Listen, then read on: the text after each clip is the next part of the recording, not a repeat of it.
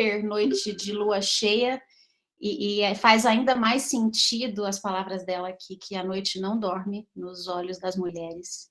E somos muitas aqui, numa semana especialmente difícil para nós, com Conceição Evaristo, e é de uma delicadeza muito grande, essa sincronia toda que aqui se faz. Então, sem que eu me alongue, obrigada, e vamos juntas e juntos.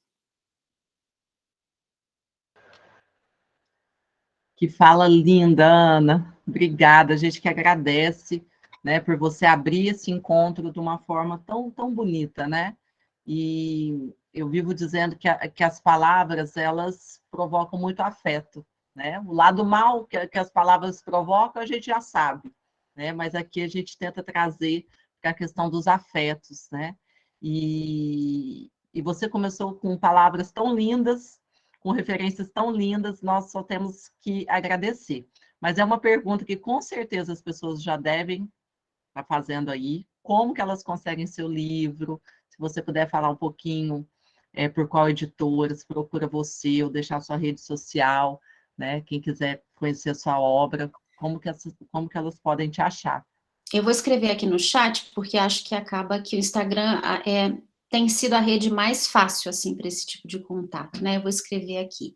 Mas a pergunta da Karina, ela é uma pergunta imensa, porque esse livro foi fruto de uma publicação completamente independente, ele nasceu assim, é claro que eu estava ali rodeada especialmente de mulheres, então, desde a Aline Bacon, com quem eu tenho uma proximidade, e é um tipo de farol, dos maiores, dos melhores, até a Raquel, que foi a editora também completamente independente, a revisora, que é a Ângela, a artista que fez essa maravilhosa aquarela que tá aí na mostra aí para vocês. Então, foi um livro completamente independente, porque vocês sabem, o mercado editorial, ele pode ser muito árido. Então, não é uma coisa simples chegar, começar, não é simples escrever e achar o espaço para que a sua palavra vigore. Então, foi assim, completamente independente, mas hoje eu tenho a alegria de uma parceria estabelecida com a Marisco Edições, vocês podem já ter ouvido falar, é uma editora também independente, e a Marisco faz esse trabalho, além de editar escritoras independentes, ela faz esse trabalho de distribuição, né? Então, hoje o Instante está nas principais livrarias independentes, a Travessa, que publicam escritoras, que divulgam escritoras independentes, a Travessa, a Simples, a livraria do Brooklyn, essas livrarias todas vocês podem acessar também pelo site, mas a Marisco faz a distribuição por ela mesma. Então, no site da Marisco vocês conseguem. Até pouco tempo eu tinha as minhas cópias e fiz esse trabalho todo de embalar, escrever, despachar ao longo do último ano, porque o livro está quase fazendo um ano, mas agora elas acabaram e todas as cópias que existem estão ou com a Marisco ou nas livrarias. Eu vou deixar aí para vocês o arroba e a gente se fala por lá também.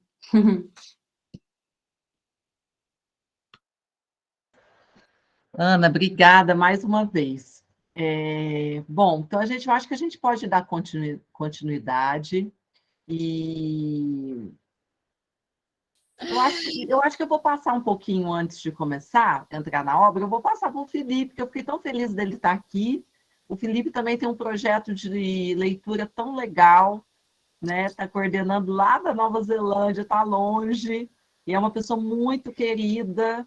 Eu fico Obrigado. falando, né, que aqui eu falo assim, tem que viver outra vida, porque quando eu me apaixonei por ele, ele foi embora. E aí são dois amigos queridíssimos que foram embora e me roubaram uma vida. Porque eu falei, não, eu queria viver a vida com eles. Então, Nossa estou muito relação foi feliz. curta, né? Mas a gente já tá juntinho aí de coração, sem dúvida. Vocês estão sempre no coração da gente, né? E na nossa boa lembrança. Mas boa noite a todos. Eu vou falar bem rapidinho, porque eu tô super curioso para participar do grupo com vocês. O Leitura que Cura é um grupo que estuda livros voltado para relações tóxicas, relações abusivas, violência doméstica. e em todo quanto é tipo de ramo também, né? Não só na violência doméstica contra a mulher, mas a violência ou abuso no trabalho, na família, com os amigos, né? Em todo o âmbito aí. Então, surgiu do projeto de pesquisa de um documentário, de um curta-metragem que a gente ainda está trabalhando, mas já está pronto, mas ainda tem o pós, né, pós-produção. E a gente, em vez de fazer essa pesquisa somente com a gente resolveu abrir. Então, cada capítulo a gente lê junto com uma galera aí que está precisando, talvez ouvir uma palavra, né, de esperança, né, nas situações que a pessoa está, ou pessoas que acabaram de sair ou está pensando em sair de uma relação abusiva. Então, a gente abriu aí para a gente poder conversar mais, virar mais uma plataforma para que as pessoas possam vir se sentir seguras, à vontade, para conversar do que está passando, né? Ou até mesmo se você não está passando, talvez para, né, ajudar uma amiga ou um familiar que esteja passando por essa situação. Mas, e é isso, vocês estão super convidados, eu vou deixar o link para vocês aqui depois para participar. Não tem uma sequência, toda vez a gente trata um tema diferente e também a gente traz um profissional da saúde mental para também dar um apoio ali, porque eu faço pela minha parte cinematográfica, mas a gente precisa de um apoio de um profissional para poder direcionar as pessoas que estão passando por esse tipo de situação. E é um aprendizado maravilhoso, a gente aprende muito com o outro e ouve histórias que te inspira, de certa forma, a não, talvez, cometer o mesmo erro de cair de novo numa relação não muito, muito saudável. Mas estão todos convidados e é isso, estou muito feliz de estar aqui com vocês hoje. E, ó, o canal de vocês é o melhor canal para indicar livro. Eu já li, acho que uns 4 livros desse grupo. Sempre que eu estou querendo ler alguma coisa diferente, eu vou lá no Clube da Andorim e aí falo, beleza, é esse que eu vou comprar. E sempre vira o meu próximo da lista. Obrigadão por contribuírem. Obrigada, Felipe. Manda o link aí no chat para o pessoal te achar, né, para fazer parte do projeto. Acho que o Paulo levantou a mão, né, Paulo? Eu queria perguntar para o Felipe, antes de a gente mudar de assunto, só como é que eu faço para apoiar esse projeto? Se tem alguma forma de apoiar financeiramente? Como é que eu consigo apoiar essa galera ou divulgar mais a palavra de vocês? Como é que funciona isso? Ó, muito bacana. Eu vou deixar o meu Instagram, não para ganhar mais followers, né? Mas para divulgar o projeto que a gente está fazendo. E aí a gente pode conversar por lá, Paulo. Beleza? E a gente precisa, Belezinha, já o vou nosso seguir lá. objetivo maior é roda de conversa, né? O financeiro, a gente não tem pedido grana ainda, a gente já fez uma campanha para lançar o filme, a gente conseguiu uma grana legal, conseguiu fazer e Uhum. terminar, é um curta-metragem, eu vou deixar para vocês a live que a gente também fez no começo do ano, de lançamento, mas assim, todo o apoio, que conhece um psicólogo que trabalha com isso, ou alguém da área jurídica que trabalha com direitos da mulher, manda pra gente que a gente entra em contato e aí faz uma roda de conversa com Demorou, os vai ser um prazer estar somando aí como eu conseguir. Tamo junto, Beleza, valeu por obrigadão. responder. Tamo junto. Que bom, pessoal. Eu acho que são as redes, né, as conexões, e é isso que nós temos de melhor aí no clube. E a Tainá já falou lá no comecinho, por mais que tenhamos tantas pessoas tão queridas, né, professora Edilane, professora do Cefet, pessoas tão maravilhosas, tão gabaritadas, o nosso clube de leitura, a gente pode falar mesmo as nossas impressões e os nossos sentimentos em relação às obras, né? Aqui não tem julgamento, aqui não é mesmo uma troca, uma formação de tribos para falar sobre a leitura e as impressões e compartilhar aí as impressões mesmo. Então, eu queria começar, eu tinha convidado para ler esse texto a Iris, que é aluna do ensino médio. Ela trouxe um texto tão bonito na aula, que a Conceição explica um pouco da escrita, né, dela, né? Eu acho que o termo escrevivência é muito bonito e define muito o que é a Conceição, o que é a obra dela, né? E ela fala muito isso nas entrevistas, desse lugar da qual ela fala, né? Só que a Iris não pôde estar presente, mas eu estou tomando a liberdade aqui para mostrar a apresentação, né, que ela levou, Iris e Giovana, que são 2 alunas do colégio, e eu achei muito bonito esse texto. Acho que a gente poderia começar falando um pouquinho da Conceição a partir dele. Então, peço licença aí para vocês para fazer a leitura. ela diz o seguinte, né? Nesse sentido, que a minha memória escreveu em mim e sobre mim, mesmo que toda a paisagem externa tenha sofrido uma profunda transformação, as lembranças, mesmo os que as esfiapadas, sobrevivem. E na tentativa de recompor esse tecido esgarçado ao longo do tempo, escrevo. Escrevo sabendo que estou perseguindo uma sombra, um vestígio, talvez. E como a memória é também vítima do esquecimento, invento. Inventei, confundi Ponciá Vicêncio nos Becos da Memória. A gente leu, né, os Becos da Memória aqui no clube também. E dos becos de minha memória, imaginei e criei. Aproveitei a imagem de uma velha Rita que eu havia conhecido um dia, e ainda desses mesmos becos, posso ter tirado de lá Ana e Davenga. Quem sabe Davenga não era primo de Negro Alírio. E aí, pessoal, para quem não conhece a obra... Como? Para quem não conhece a obra da Conceição, ela está citando personagens dos livros, né? Negro Alírio, a Ana e Davenga, que está no livro que a gente vai falar hoje. E aí ela vai dizer... E por falar em Becos da Memória, voltei hoje de manhã à Rua Albita, outra. Dali só reconheci a terra. Sim, a terra, o pó, o barranco sobre a qual está edificado o Mercado Cruzeiro, no final da rua. Observei que a edificação do prédio conservou na base, parte do barranco sem cimentá-lo. Pude contemplar o solo, base da construção. Em outro ponto qualquer daquele espaço, literalmente está enterrado o meu umbigo. Sem que ninguém percebesse, alisei o chão e catei alguns fragmentos. Tive um desejo louco de tocar as minhas mãos com a boca. Era ali que a minha mãe desenhava o sol para chamá-lo à terra, quando o tempo estava encharcado de chuva e as nossas latas vazias de alimento. Mais abaixo está a escultura de 2 homens. Eles estão com as latas, com os braços abertos, meio suspensos, com os gestos largos, insinuando que estão a caminhar em frente. Pensei, se eles derem uns poucos passos, chegarão à torneira pública, em que apanhávamos água, e as lavadeiras, com a minha mãe e tia, desenvolviam seus trabalhos.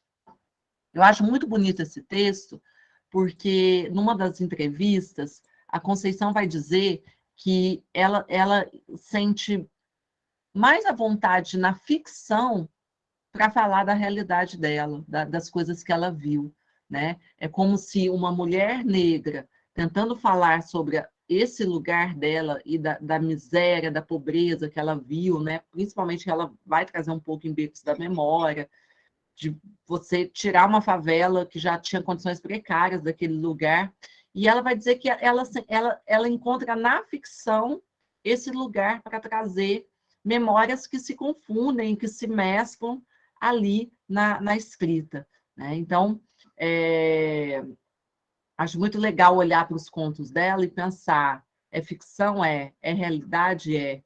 Né? Aí vem a frase maravilhosa do Guimarães Rosa, né? Que está no personagem A Hora e a Vez de Augusto, Matraga, que está no Sagarana, né?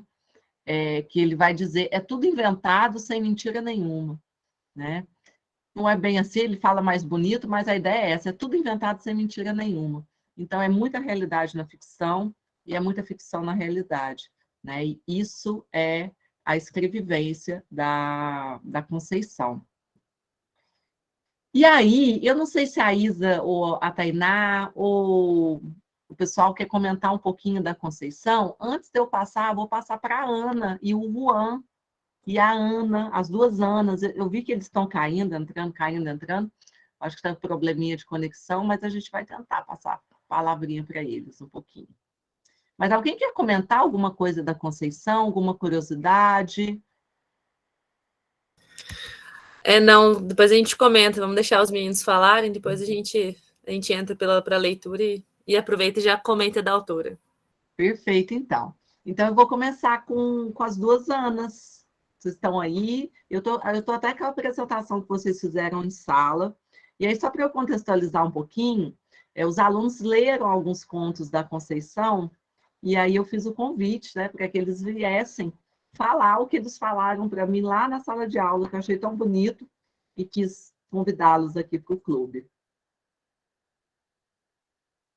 Ana Luísa e... Cadê? E Ana Elisa. Olá, Karina, tudo bem? Tudo bem, e você? Tudo ótimo. A Ana já está entrando aqui. E você consegue compartilhar para a gente? Porque minha Consigo, internet sim. não está boa. Muito obrigada. Deixa eu abrir aqui. Oi, Karina, estou aqui também. Oi, Ana. Oi, Ana e Ana. Sejam bem-vindas. Muito feliz, viu, de vocês estarem aqui conosco.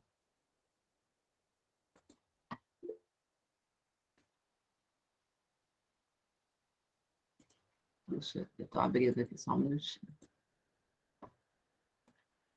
Nossa, já estava aberto.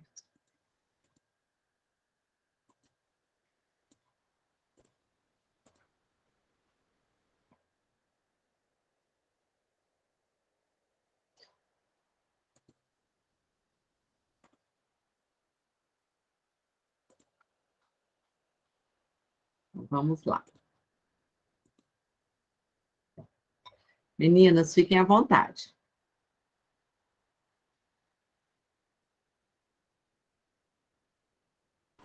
Certo. Nós somos alunas lá do Colégio Alfa da Karina, como ela já falou, e a gente leu juntas o conto Olhos d'Água. Você consegue passar, por favor? Isso, da Conceição Evaristo. Pode passar de novo, por favor. Obrigada. Basicamente, o conto nos conta sobre uma filha que ela não conseguia recordar da cor dos olhos de sua mãe. E ela fica ali angustiada, aflita por muito tempo, buscando em sua memória alguma lembrança, alguma coisa que fizesse ela descobrir a cor dos olhos de sua mãe. E depois de muito tentar, ela foi e descobriu que, na verdade, a cor dos olhos de sua mãe eram lágrimas. Os olhos de sua mãe estavam sempre marejados, estavam sempre lotados de lágrimas. Eu e a Ana entendemos que os olhos dela estavam sempre assim, porque ela era uma família que passava por muitas dificuldades. Para uma mãe, era muito difícil ela ver os seus filhos passando fome, por exemplo. Exato. E a gente ainda fica com aquele ponto de interrogação, aquela pulga atrás da orelha, que a gente não consegue identificar se a mãe morreu, se elas se encontraram. E tem essa parte no final do conto de que ela passa a ter os olhos cor de água e a filha dela pergunta para ela qual é a cor dos olhos dela. Então a gente fica nesse... Né, eu consegui interpretar assim, pelo menos, de que ela meio que herdou esse sofrimento da mãe dela, essa dificuldade de vida, não que ela tenha herdado, mas que, tipo, ela estava passando pelos mesmos problemas. Porque não é muito fácil mudar de vida, assim, de uma geração para outra, quando se passa muita fome, quando se passa muitas dificuldades, é muito complicado. E ela tem esses olhos cor de água. Aí a gente eu não consegui identificar se ela realmente encontrou a mãe dela no pós-vida. E ela perguntou para a mãe dela, ela reparou, meu Deus, uma realização aqui de vida, não sabia que os olhos eram cor de lágrimas, eram cor de lágrimas. E ela tem, novamente, que passando pelas mesmas situações, e a filha dela meio que reinicia esse ciclo, né? Essa continuação. E a gente não sabe se, quem sabe, a filha dela, a neta da mãe dela, vai ter os olhos cor de água, ou se vai acabar, ou se não. Não sabe. Não temos isso que é legal do conto, né? Que tem essa infinidade de interpretações que a gente pode ter, infinidade de finais que você pode pensar. Mas é basicamente essa nossa apresentação. Você pode passar mais um slide, Karina, fazendo por favor. Se eu não me engano, é o último. Muito obrigada.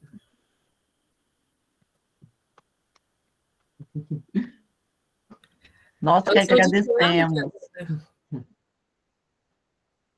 Oi, Isa?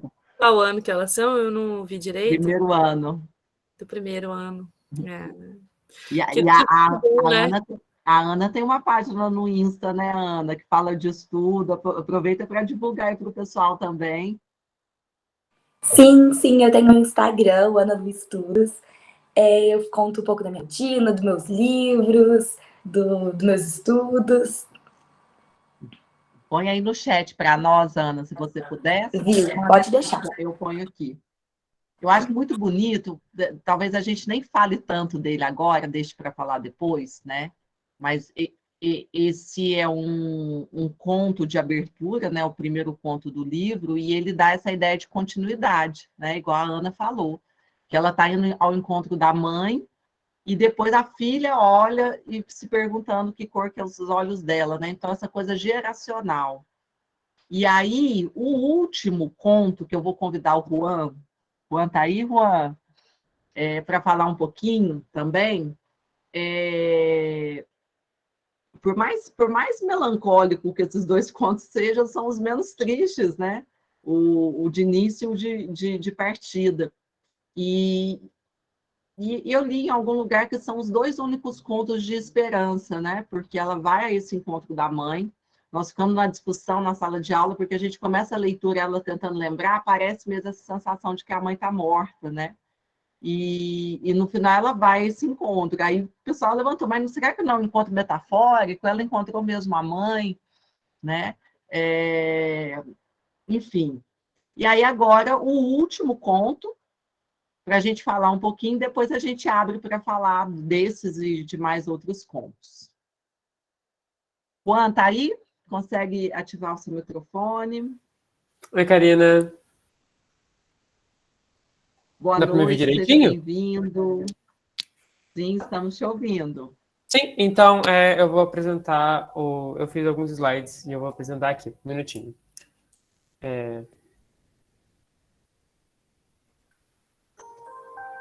Gente, eu fico com o olho brilhando, porque eu acho eles tão lindos, né? Dá para ver a tela? Aqui, ó. Tô igual mãe com olhos d'água.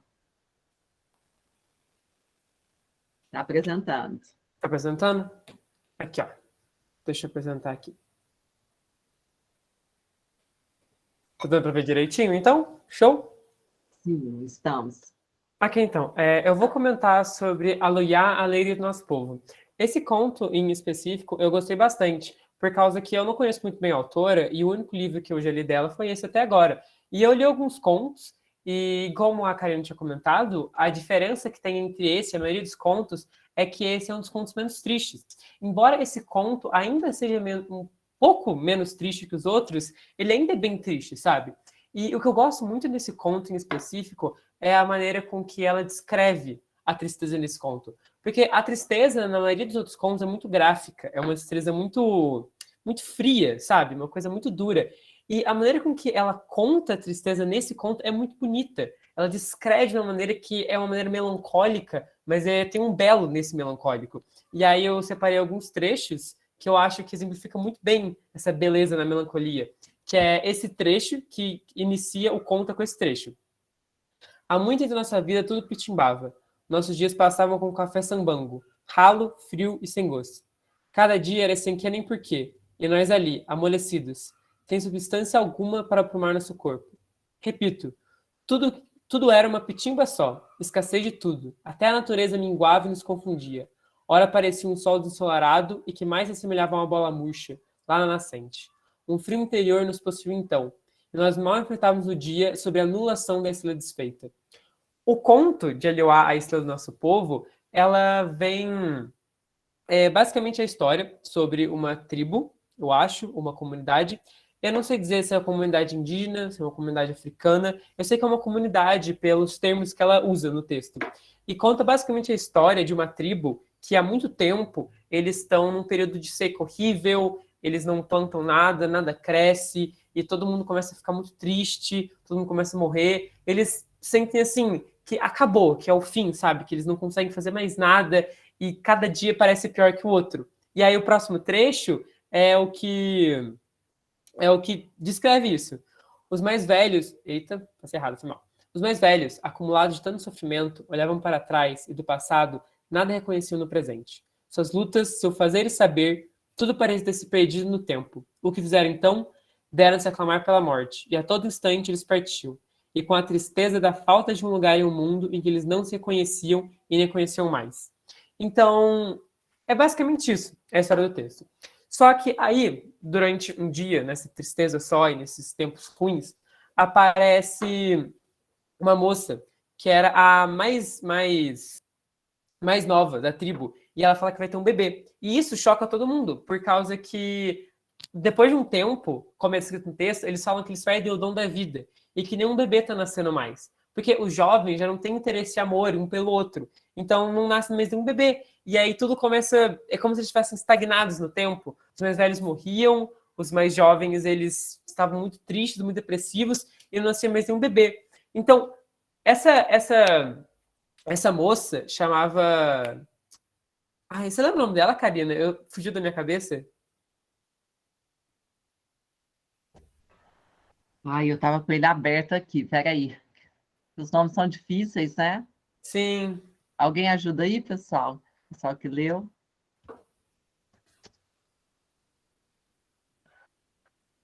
Mas pode seguir que a gente vai achando aqui, Juan. Daqui a pouco a gente lembra. Vou abrir o conto evidentemente, aqui. mas ela vai ter uma filha. E essa filha é batizada Eloá, a alegria do nosso povo. O que eu acho interessante sobre esse conto é que o tema principal do conto é a esperança. E é muito interessante porque esse conto ele vem como último conto, para finalizar o texto. E eu acho isso muito bacana por causa que o livro inteiro é cheio de histórias muito tristes. O livro inteiro é cheio de histórias que, assim, você parece que realmente vai perdendo a esperança a cada conto. Você vai vendo como, cara, o mundo é muito horrível, entende? Então, esse texto, para finalizar, eu acho ele muito genial. Eu acho que a metáfora que tem nesse texto é muito boa. E eu separei dois pedaços que, assim, para mim, são incríveis para mostrar a metáfora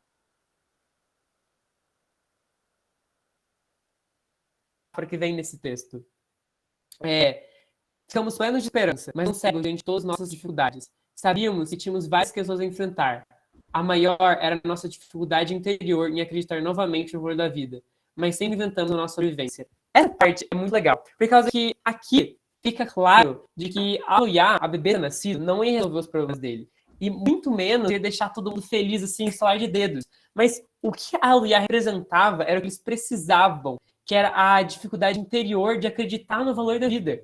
E a Aluiá trazia esse sopro de novidade, de esperança que todo mundo estava precisando. Porque, de verdade, você não consegue sobreviver se você não espera pelo menos alguma coisa na sua vida. E essa parte aqui no finalzinho, mas sempre inventamos a nossa sobrevivência, é o que para mim eu acho mais legal. Por causa que nesse texto, eles usam um exemplo do bebê, que deu a esperança para a tribo inteira continuar.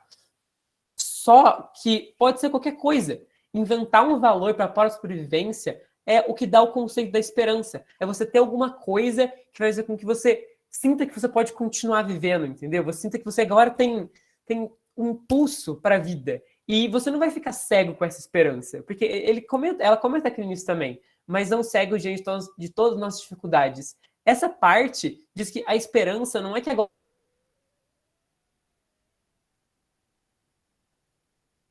está tudo resolvido, mas agora você pode ter a energia para resolver as coisas. E esse último trecho do nosso povo continua entre nós. Ela não veio com uma promessa de salvação, mas também não veio para morrer na cruz. Não diga que esse mundo desconcertado já se consertou, mas Aluiá, a alegria do nosso povo, e sua mãe, Balamide, a esperança, continuam fomentando o pão nosso de cada dia. E quando a dor vem mostrar-se a nós, enquanto um olho chora, o outro espia o tempo procurando solução. Essa parte é muito boa, e principalmente a frase final, por causa que, apesar de todas as dificuldades que o mundo te traz, quando você realmente, sim, sente que está acabado, você ainda tem alguma coisa, aquela pontada de energia para você pelo menos tentar sair da situação, entendeu? E esse texto, ele é muito bonito, por causa que além da descrição, ele também traz uma mensagem muito legal, depois de tudo que a gente viu no decorrer do livro, porque tem histórias assim no livro que são horríveis, e é igual a Karina disse, são histórias que não são verdadeiras, mas são muito verdadeiras. São histórias que, assim, elas são muito atuais, entende? Elas são coisas que acontecem no dia a dia, principalmente no cenário do Brasil.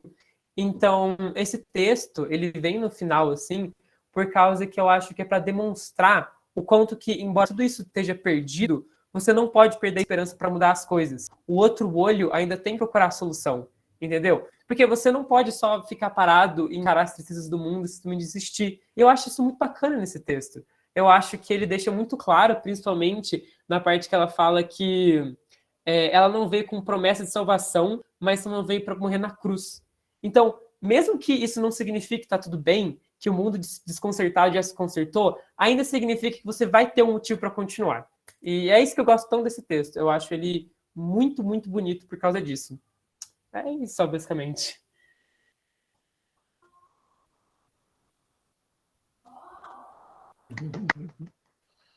Juan, agradecemos demais você pela fala, né? Como que fala bem esse menino, gente? O que é isso?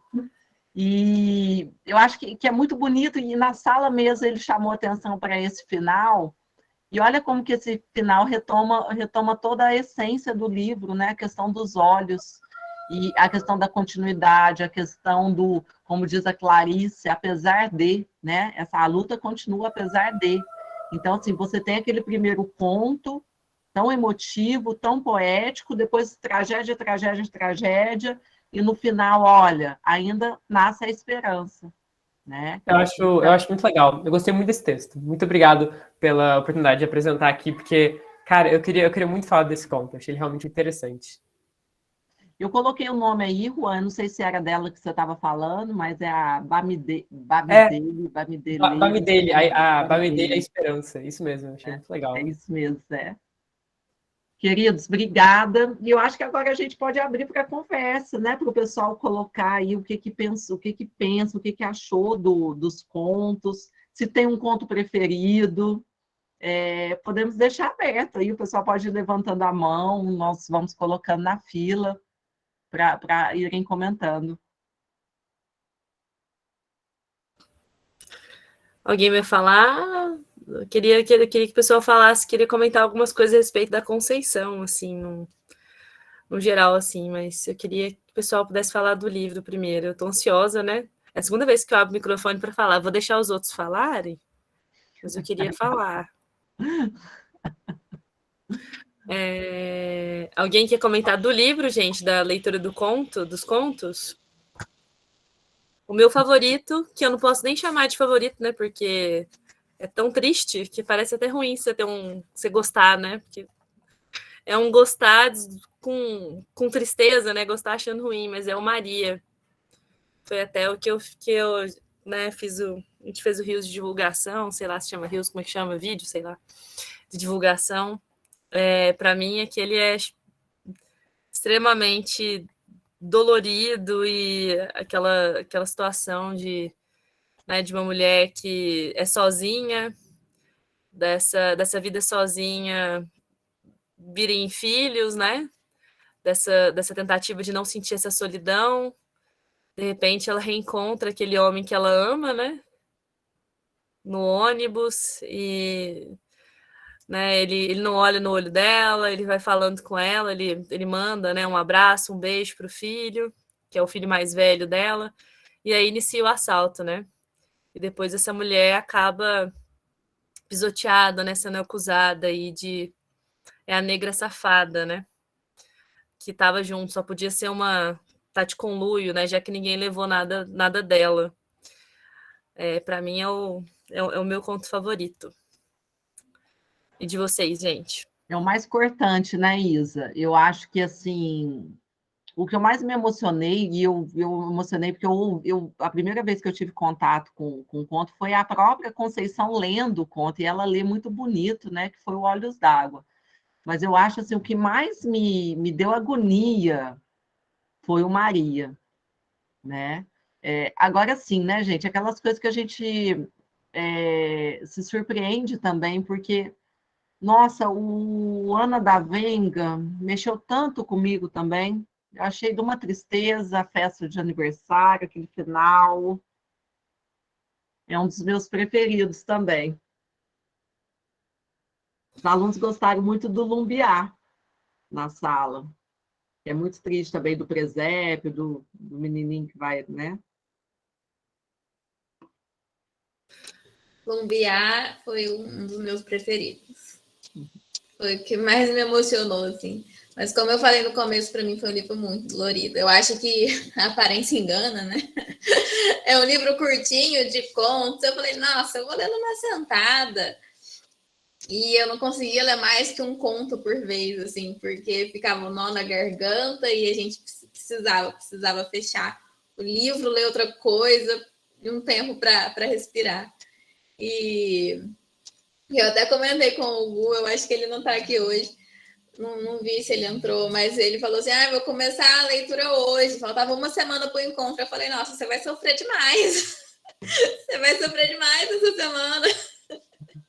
Mas Lumbiá mexeu muito comigo também, eu acho, todos os contos, né, mas Lumbiá foi o que eu gostei mais.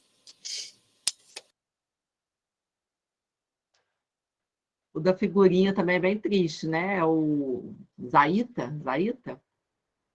Eu achei ele bem triste.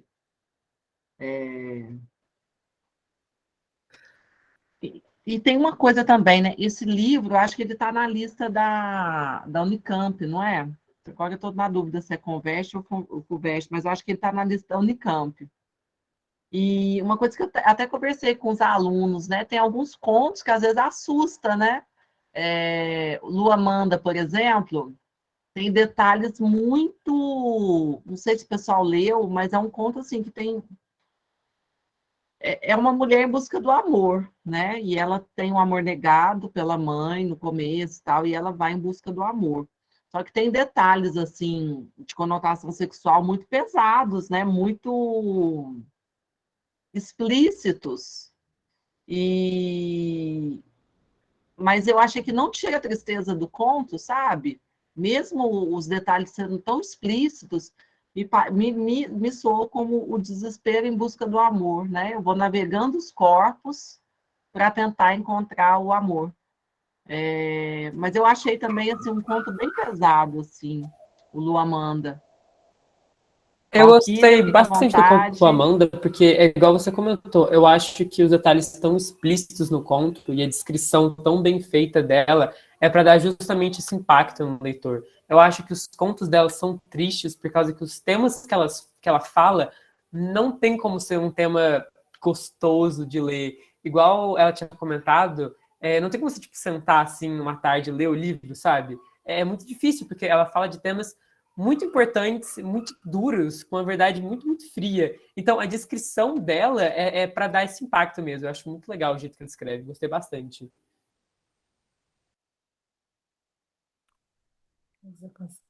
É cru, né? Eu acho que é nu e cru. Eu acho que seria essa a definição, assim, desse texto dela.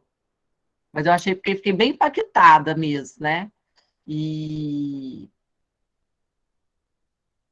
e até a abordagem, né? Para a gente que é professora e o pessoal que é professor aqui, eu fiquei pensando depois, falei assim, gente, mas será que eu posso colocar esse conto no ensino médio?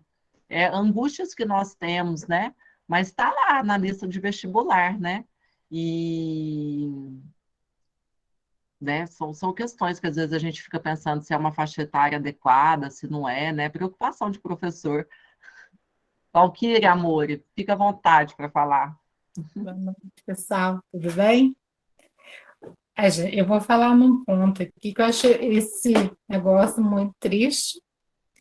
E eu não sei, ninguém tocou nesse assunto aí, mas sempre terminava os contos com pessoas negras. Não sei, ninguém comentou, mas eu vi muito isso, pessoas negras, com os cabelos, umas coisas assim. Então, dá a impressão que ela falava muito de favela, que ela falava das pessoas desfavorecidas, né? Aí eu achei assim, o texto cheio de perguntas. Aí eu separei aqui umas perguntas que eu achei assim, muito interessante para a gente para ficar pensando. Aí, assim, lá no começo já fala assim: o amor dói? Perguntas para a gente pensar, né? Mas acho que se você não sentir o amor dói, porque a partir do momento que você sente o amor, é porque você se importa com algo, com alguém, com uma planta que seja, que a partir do momento que você perde, que ela sofre, dói, é porque você está sentindo amor. Depois ela pergunta: o amor é terra morta? muitas das vezes sim, né? A gente investe e não nasce nada, tudo morto. Depois ela fala, o amor é terremoto? Sim, a gente tem visto fazer terremotos bons e terríveis também, né? Aí depois ela pergunta assim, o amor é um poço misterioso onde se acumula lágrimas? Também, porque a partir de você estar sentindo, e as lágrimas, quando você está sentindo amor, fica feliz, as lágrimas correm, pelo menos comigo é assim. Quando você está triste, é o rio transborda, né? É porque você está sentindo um amor. Depois ela fala, o amor cabe em um só corpo? Não cabe. Para você sentir, tem que ter um corpo, que seja uma planta, tem que ter algo mais, que seja, às vezes, uma parede celular. Tem gente que sente amor por aparelho celular. Eu vejo as pessoas falarem assim, nossa, mas se eu perder o meu celular, eu morro, né? Então, tem que ter alguma outra coisa para se ter o amor. Tem que ter mais de um corpo, seja ele qual for. Não interessa qual você acha que tem que ser. Depois ela fala assim, o amor é um tempo de paciência? Ah, como é? Como é um tempo de paciência? Depois ela fala assim, o amor se comporta variantes sentimentos? Ah, com certeza, né?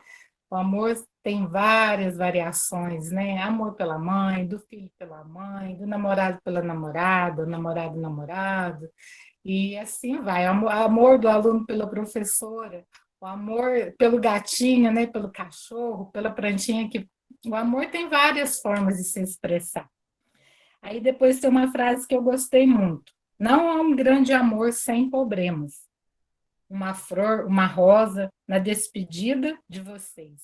Então, não há amor sem problemas. Então, não tem como sentir amor se não tiver problemas. E a morte por o amor de três. Isso também é muito forte, achei isso muito forte no livro. Aí depois ela fala assim, ó, um barulho da máquina sobre os trilhos entoavam a música Requiem de descanso eterno para Dora, amém. A gente combinamos de não morrer. Aí isso foi muito profundo também. Eu chorei muito quando ele fala, a gente combinou de não morrer.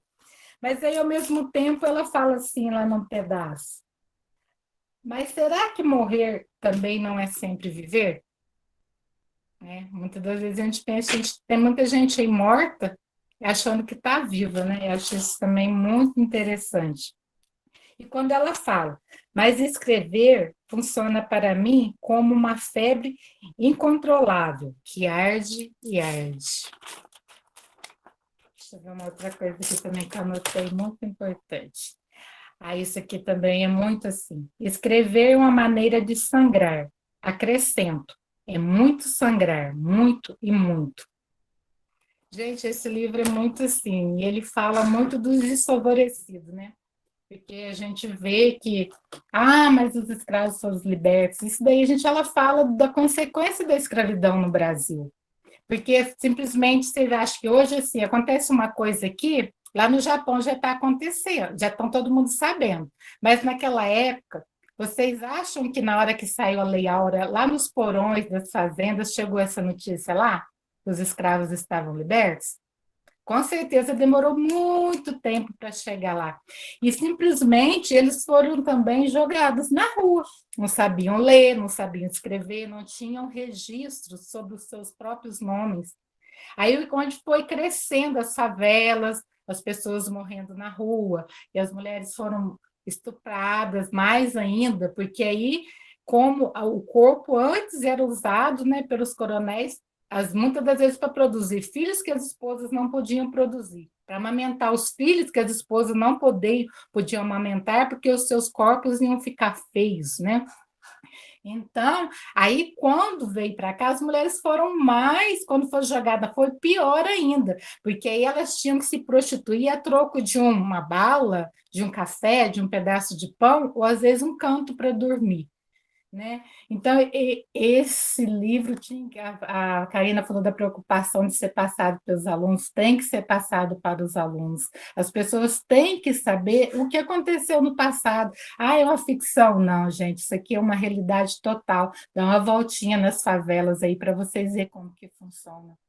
Isso é uma realidade vivida que ela trouxe para a ficção, mas que, na verdade, é uma realidade. E a gente acha que isso está lá atrás, não. É só a gente dar uma volta aí numa periferia, numa favela, que a gente vai ver tudo que isso que estava aqui no livro acontecendo. Ninguém tocou no assunto, eu não sei, mas foi isso a minha impressão do livro. Eu acho interessante, por causa com que você comentou, inclusive, é que a gente costuma ver esse tipo de coisa, mas a gente não acha que está muito integrado na nossa realidade, sendo que, cara, é muito mais real e está muito mais em volta da gente do que a gente costuma reparar. E ler alguns livros assim, que realmente dá um tapa na cara para você perceber as coisas à sua volta, é muito bom, é muito bacana. Eu acho bem importante que é ser passado nas escolas. Mas, ó, pessoal, eu tô até com a mão levantada aqui, Valquíria. Mais uma vez, né? A gente, né? Tem pessoal falando aqui no chat, né? Sou fã da Valquíria, que leitura incrível. E era justamente o que eu queria comentar, queria complementar o que você está falando aí. A gente percebe esses personagens negros, né? E a própria. Eu acho que para mim uma das coisas que mais me chocam todas as vezes que eu vou ouvir sobre a história da Conceição Evaristo e tudo mais, é o fato dela ser hoje o maior nome da literatura negra do Brasil e ter conseguido viver da literatura só depois de 70 anos. Né? Isso diz muito sobre o consumo de literatura no Brasil e não só no Brasil, né? A gente, no nosso último, na última palestra que a gente deu como clube, né? A gente comentou a respeito disso, né? Houve uma pesquisa da UNB comentando que de 2004 a 2014, só 2,5% dos livros escritos no Brasil foram escritos por pessoas não brancas. Né? E só dos personagens, 6,9% eram negros. Então, isso aí é um número, né? É uma coisa que a gente sabe, que existem poucas pessoas negras publicadas, né? Eu não digo que poucas pessoas negras escrevam, mas tem poucas pessoas negras que têm a chance de publicar, de ter a chance de seu livro circular, que tem a chance de sobreviver da arte, né? Então, a Conceição, ela dá essa voz aí importante, né? E quando a gente fala dessa questão dos personagens negros, e principalmente das mulheres negras, sempre me vem na cabeça o conceito da Vilma Piedade, né? Que é uma professora intelectual negra, né? Que ela fala a respeito da dororidade, né? Por mais que a gente se solidarize, enquanto, né, eu, pelo menos, enquanto mulher branca, por mais que eu me solidarize com a Maria, por exemplo, eu nunca vou entender o que é ser uma Maria, o que é ser uma negra safada, né? Como ela é chamada ali.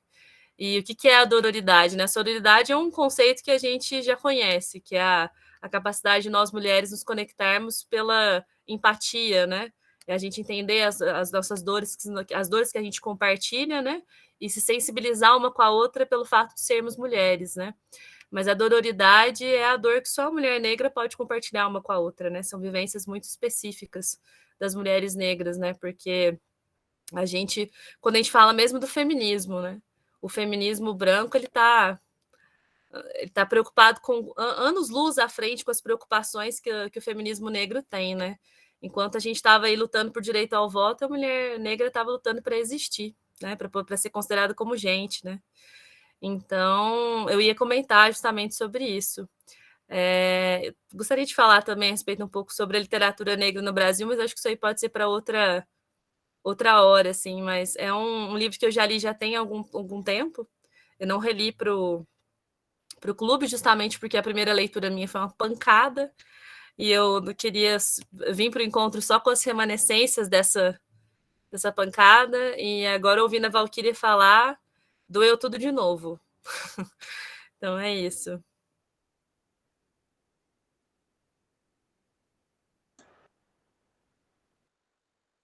E aí, pessoal, quem mais gostaria de comentar suas impressões? Linda sua fala, o Isa. Lembrei um pouco do livro da Djamila, né, O Lugar de Fala. Eu acho que ele vai mostrar um pouco essa questão dos tipos de feminismos, né, que você citou, e do quanto que o feminismo negro, as reivindicações são outras, né? Lúcia levantou a mão aí. Lúcia, fica à vontade.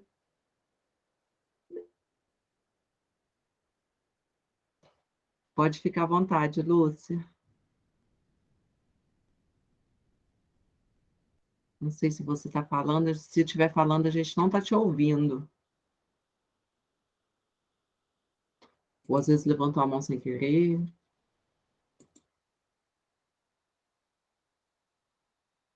A Ana Zanatelli também colocou aí, né? Chega a ser um pouco insensível da nossa parte assumir que essas coisas estão tão distantes, né? De jeito nenhum. E eu acho que eu vi que tem muitas professoras aqui, a gente vê isso em sala de aula da escola pública, né? A gente vê várias realidades do livro nas escolas públicas. Mas, o Karina, só comentando a respeito do que você falou, né? É igual, por exemplo, se eu pegasse e indicasse os Olhos d'Água hoje, né? Se eu trouxesse o livro Olhos d'Água para a sala de aula, eu não me lembraria dos detalhes, igual você falou, né? Da questão sexual. É igual esses dias eu fui passar a máquina para os meus alunos do 9º ano, e nem tem nada demais na máquina, né, gente? Tanto a obra quanto o livro são extremamente fofos, né? Quanto o cinema, né? O livro e o filme são muito fofos. Mas tem uma bendita cena que insinua, né? Que houve ali uma relação sexual entre os protagonistas. Pronto. Quebrou a sala de vídeo, né? Aí eu tive que pausar, dei uma desculpa falsíssima. Na hora, pausei, fui salva pelo gongo, porque chegou lá o zelador da escola, falando que tinha que mexer não sei o quê, e fui reassistir a cena para falar assim, será que tem alguma coisa que eu não tô lembrada? Será que acontece algo a mais? Não, é super delicada, é só uma encenaçãozinha mesmo. Mas eu tenho super não sei se a Edilaine passa por isso também, eu tenho super esse medo, ainda mais essa onda conservadora agora, né? E essa onda conservadora, ela não vem só dos pais, dos meninos, da própria sociedade, não. A gente vê essa onda conservadora em colegas, né? Papo de ouvir na escola que o diário de Anne Frank está muito controverso, porque, né, uma menina, né, falando sobre as suas descobertas referentes ao seu corpo, isso, né? Então, essa onda conservadora assusta a gente mesmo. Que bom que temos aqui meninos como a Ana, a outra Ana, o Juan, né?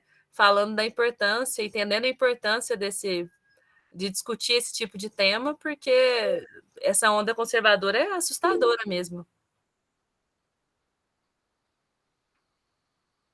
A Lúcia levantou a mão. Lúcia, fica à vontade. Boa noite, pessoal. Muito prazer em estar junto aqui de vocês. Eu gostaria só de confirmar uma fala que a Karina colocou aí, de dar esse livro para os meninos de ensino médio. Eu acho assim super importante, principalmente nas escolas de classe média, porque os nossos alunos vivem numa bolha de classe média. Então, eles não têm noção dessa realidade. Eu me lembro uma vez, quando eu fazia parte da escola de pais, e nós fomos dar um círculo, e aí um pai colocou lá assim, que o filho dele não sabia de onde vinha o leite. Sabe, o leite vinha do saquinho. Tá? Então, assim, eu acho que os alunos hoje de classe média, eles vivem uma bolha, então eles têm que conhecer mais a realidade do nosso país, que a realidade do nosso país, a maioria é dessas histórias que a Conceição conta. E nos textos dela, com cada um, ela fala de um tipo de pessoa, né? Ela fala da mulher, ela fala da prostituta, ela fala da mãe, ela fala da mãe que cuida do filho, da mãe solteira, e normalmente pessoas negras. Porque a pobreza no Brasil, como a Valquíria colocou, se a gente verificar bem, a pobreza no Brasil tem cor. Né? Então, assim, eu acho que vocês foram felizes demais de colocar esse livro para o ensino médio. Vocês estão de parabéns.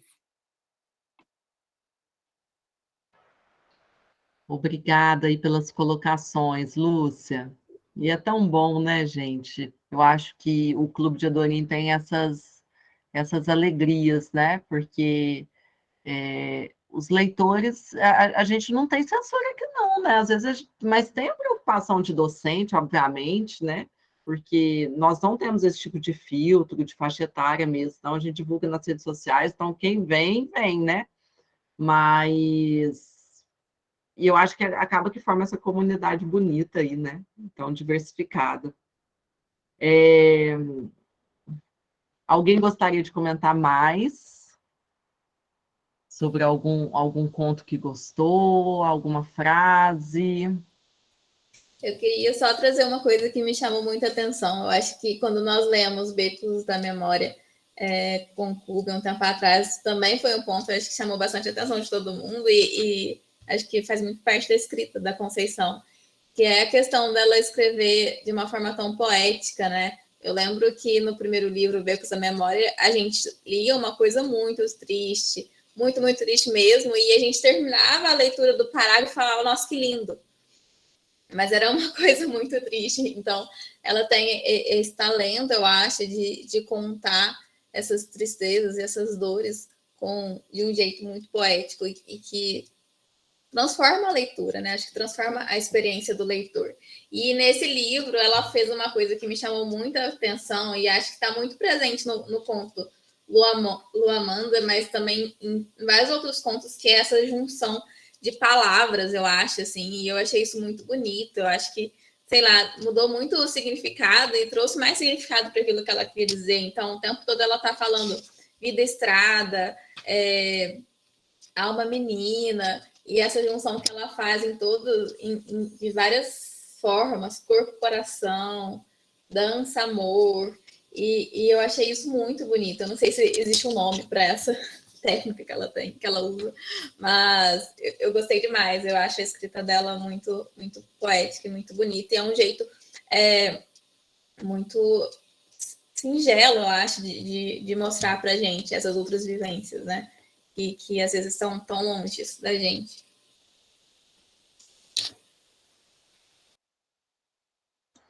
É uma escrita muito, muito poética, né, o Tainá?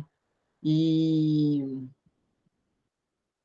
os alunos ficam rindo que eu gosto de livro triste, gente. Eu gosto de livro triste e eu estou precisando ler um livro feliz, porque a gente estava decidindo a lista de livros, né? E eu fiquei assim, põe Arrastados, da Daniela Arbex, que foi outra leitura que eu fiz agora no primeiro semestre. E eu falei assim, gente, vai derrubar o pessoal, né? Igual Voz de Chernobyl, da Svetlana, que a gente colocou no clube. Não sobreviveu ninguém à leitura, ninguém conseguiu passar da primeira história. Mas é isso, né? E essas obras todas, Svetlana, Daniela Arbex, a Conceição Evaristo, é o tom da realidade, né? A dureza da vida real. Eu acho que é o que deixa tudo muito mais triste, né? Mas vocês falaram aí, é a questão, e ela fala muito isso na entrevista, né? É proposital esse grande espaço que tem na obra dela da mulher negra. Tanto que são poucos os personagens homens nos contos, né, de Olhos d'Água. E geralmente os homens são crianças, né, meninos, que é onde ela quer mesmo trazer a discussão, né? E ela fala isso aí também, né? Foi mal, Tainá, pra falar? Pode falar. Não vou falar, imagina, eu falo muito. Não, eu ia comentar que lembra um pouco da nossa última leitura, porque nós lemos a Aline Bay, e a Aline Bay, ela fala muito isso, que os personagens dela principais também são mulheres, e que esse é o foco dela, mostrar as dores que as mulheres enfrentam, e esse lado, né? Não, o que eu ia comentar é que a Conceição, inclusive, ela fala, né? Porque, obviamente, ela, como sendo uma mulher negra, uma escritora reconhecida, né? É claro que a pergunta que ela mais escuta né? Como é ser uma mulher negra no Brasil, né? Aí ela fala, lê meus livros. Acho que é uma pergunta que eu não preciso mais ficar respondendo, né? Ela quer falar sobre a Conceição escritora, né? Hoje, da realidade que ela vive hoje, né? Porque o sobre ser uma mulher negra, basta ler, né? Basta lê-la que ela não precisa responder isso mais. Lembrei desse ponto da entrevista dela. E, Tainá, lembra o pessoal. Não, eu vou falar da votação também, para não esquecer da votação. Eu coloquei o link de novo no chat, gente. Não esqueçam de ir lá deixar o seu voto, porque já já a gente vai estar encerrando a votação para divulgar a nossa próxima leitura. Eu só falar uma coisinha, né? A gente teve o privilégio de participar o ano passado da Flavir, né? Que é a Feira Literária das Águas Virtuosas, e a homenageada foi a Conceição, né? E ela fez uma palestra lindíssima para a feira, e foi uma alegria, né, para nós. E é uma voz muito necessária, né, gente? Queridos, recadinhos, então, vamos aos recadinhos. O pessoal que está a primeira vez no Clube de Leitura de Adorim, cada ano nós escolhemos gêneros, temáticas. Esse ano nós estamos lendo mulheres na literatura brasileira. Então, estamos decidindo a votação da leitura de setembro, né? Esse link que a Tainá falou. E o Clube de Adorim, ele também gera certificados. Então, é importante que vocês registrem presença nesse docs aí também que eu coloquei, tá? E deixa eu votar aqui rapidinho, Tainá. Quero votar. Se alguém quiser fazer um merchan aí de alguma obra da próxima leitura. Eu não conheço, gente, os livros, não li nenhum dos que estão na... Mas eu tenho o que eu quero ler aqui. Eu vou fazer Boca de Urna, eu votei no Sal. A Edilane também tá falando ali, ó. Essa eleição também, pode né? fazer Boca de Urna, tá, gente? Só isso. O Sal, eu estou tentando, a Tainá boicota, né, Isa? O Sal, estou tentando fazer ele ser votado, né? Com a indicação que eu fiz, ele está na minha listinha aqui de leitura. Eu vou boicoto nada. Vocês querem deixar os mesmos livros em todos os... Para ver se alguém vota. Escolhe ele. É o primeiro livro da minha lista de 2022, é o Sal. Inclusive... Eu fiquei completamente viciada em Aline Bay. Eu assisti todas as entrevistas dela no YouTube, em todos os vídeos dela ela indica. E o da Hilst, então eu votei nesse. E fica aí a minha indicação. Dá briga, gente, para escolher a próxima leitura. Aqui parece que a gente é tudo zen, né? Dá briga no grupo da curadoria. E só para quem é de Varginha, ó, da Letícia, que é essa mesma que escreveu Sal, eu não sei falar o sobrenome dela, gente. Tá R$15 no shopping esse livro. É o Travessia, a história de amor de Anita e Giuseppe Garibaldi.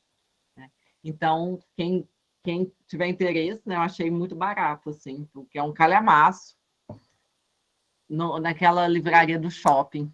Eu mandei, a Ana Paula tá dando tchau aqui, ó. Eu mandei o link para quem quiser. Eu achei o livro dela na Mariscos, né?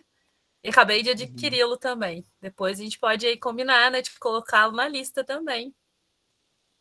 Eu queria muito agradecer a presença da Ana. Ela foi muito gentil, muito aberta para participar do nosso encontro. Eu fico muito feliz. A gente, do Clube de Adorim, está se tornando esse espaço de divulgação. O objetivo maior do clube é ser um lugar de incentivo à leitura mesmo. E eu fico muito feliz a gente estar se tornando um espaço para escritoras também. Então, obrigado, Ana. Eu acho que é isso, então. Acho que nós podemos ir para a votação.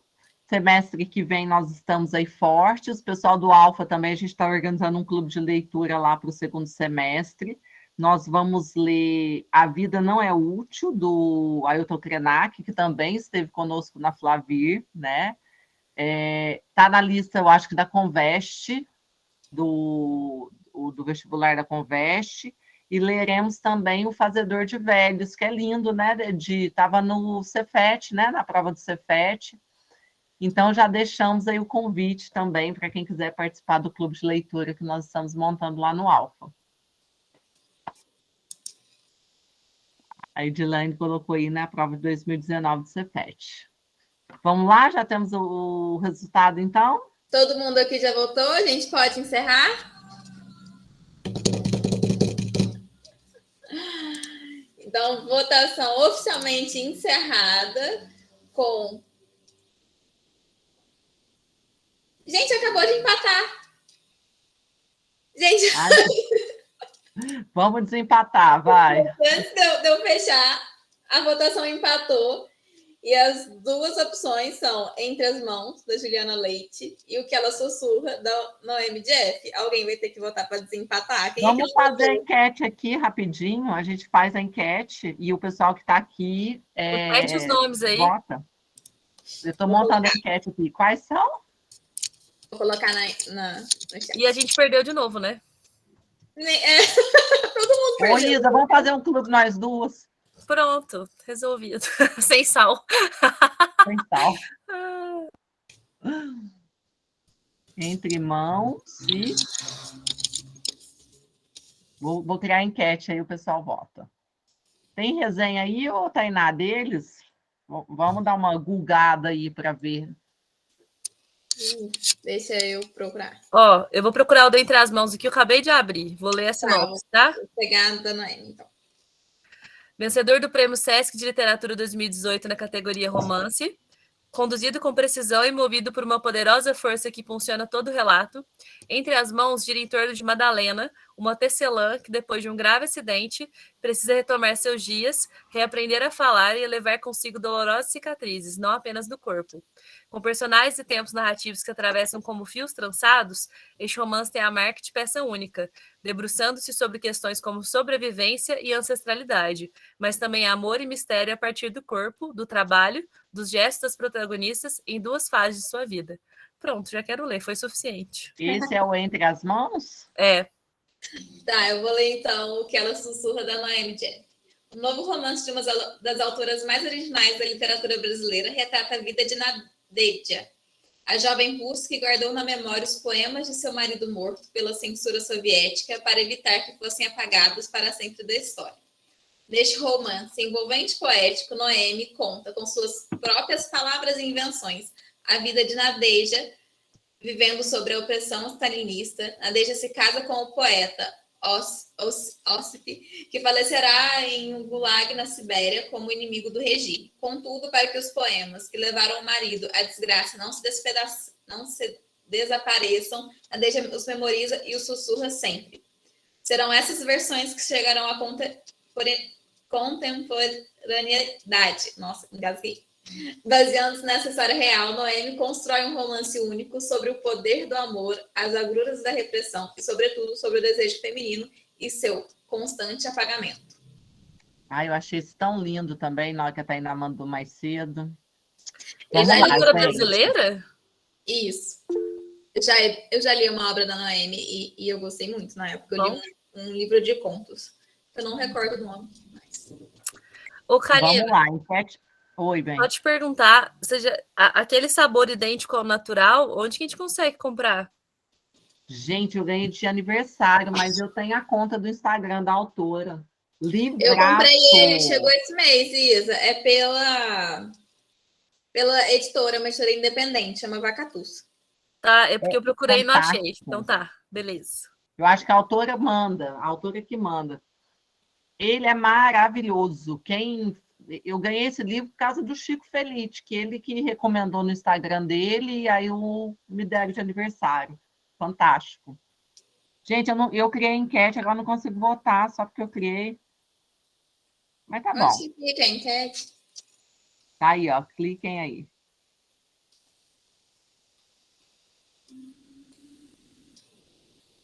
Perdi a enquete. Vocês estão conseguindo ver? Não. Eita, cadê a enquete? Gente, eu perdi a enquete.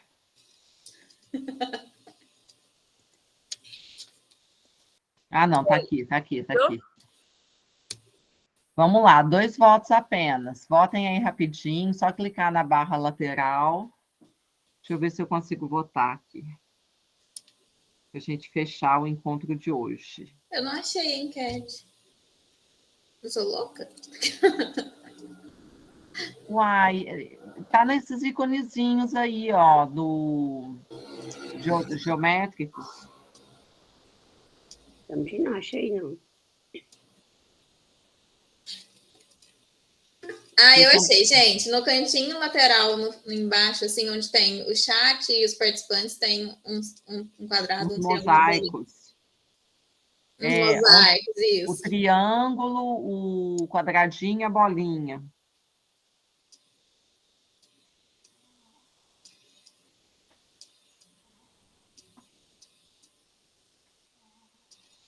Todo mundo, todo mundo?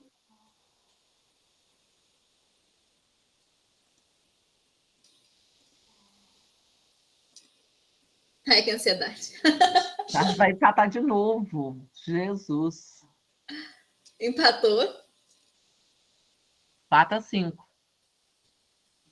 Deixa eu compartilhar a tela, que vocês vão ver que eu não estou roubando. Vamos votar no da Noemi, porque é da Companhia das Letras e o clube tem parceria e cupom de desconto com a companhia, hein, gente? Olha aí. Eu Diferencial. votei no outro. Já votei. Eu votei no que ela sussurra. Eu achei muito lindo. Eu votei no Entre as Mãos. Já ganhou, já passou aí.